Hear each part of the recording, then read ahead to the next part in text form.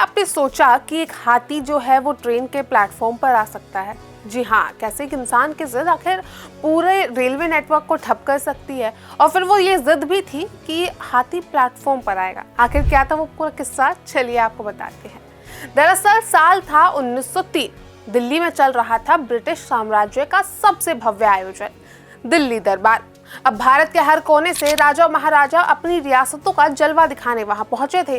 सुनहरे कपड़ों में सजे हाथी, चमचमाती बगियां और हजारों सिपाहियों के साथ। पर उस शाही चमक धमक के बीच हुई एक ऐसी घटना जिसने पूरी उत्तरी भारत की रेल रोक डाली। और वजह थे हैदराबाद के मशहूर छठे निजाम मीर महबूब अली खान। जब निजाम अपने प्राइवेट ट्रेन से दिल्ली स्टेशन पहुंचे तो उन्होंने बड़े आराम से कहा कि मेरा हाथी प्लेटफॉर्म पर ले आओ, मैं सीधे यहीं से सवार होकर दरबार जाऊंगा। अब सुनने में तो ये बस एक मामूली सी मांग लगती है, लेकिन दरअसल वायसरॉय लॉर्ड कार्सन ने ये बिल्कुल पसंद नहीं आई। उन्होंने कहा कि ये भी कोई डिमांड होती है, और इसलिए उन्होंने झट से मना कर दिया। अब कार्सन को लगा कि पब्लिक प्लेटफॉर्म पर हाथी लाना ये कैसा नियम हुआ और ये कैसी शान वाली बात हुई। लेकिन निजाम कोई आम शख्स तो थे नहीं। उनके और कार्सन के रिश्ते पहले भी थोड़े कटु ही थे, क्योंकि 1 साल पहले ही कार्सन ने उन्हें बियर प्रोविडेंस ब्रिटिश सरकार को देने पर मजबूर कर दिया था। अब तब से निजाम और कर्जन को ताना मारते हुए कहते हैं कि गेव कर्जन बियरर, यानी मैंने बेरर को दे दिया, बदले में मुझे बस कर्जन मिला।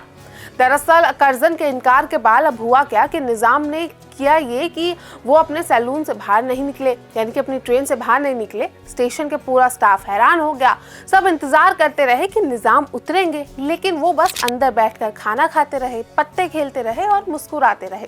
अब धीरे धीरे मामला बढ़ता गया, क्योंकि जब तक निजाम की ट्रेन प्लेटफॉर्म पर खड़ी थी, कोई और ट्रेन अंदर या बाहर आ नहीं जा सकती थी, ना जा सकती थी। और इस तरह कुछ ही घंटों में पूरी नॉर्थन इंडिया की रेल ट्रैफिक थम गई। अब दूसरे दिन भी निजाम अपने सैलून में ही रहे, यानी कि अपनी ट्रेन में ही रहे।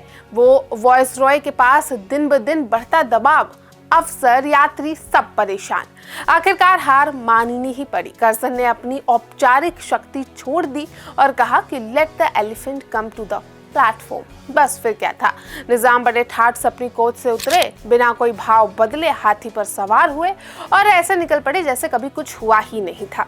अब इसे आप रॉयल प्राइड कहो या फिर पॉलिटिक्स ऑफ ईगो, पर इतना तय है कि मीर महबूब अली खान ने उस दिन ब्रिटिश साम्राज्य को दिखा दिया कि असली शाही रुतबा क्या होता है। तो अगली बार जब हाथियों का शाही जुलूस की बात सुने, याद रखिए कि निजाम का वो हाथी और कैसे उसने उत्तरी भारत की रेलगाड़ियों को रुकवा दिया था।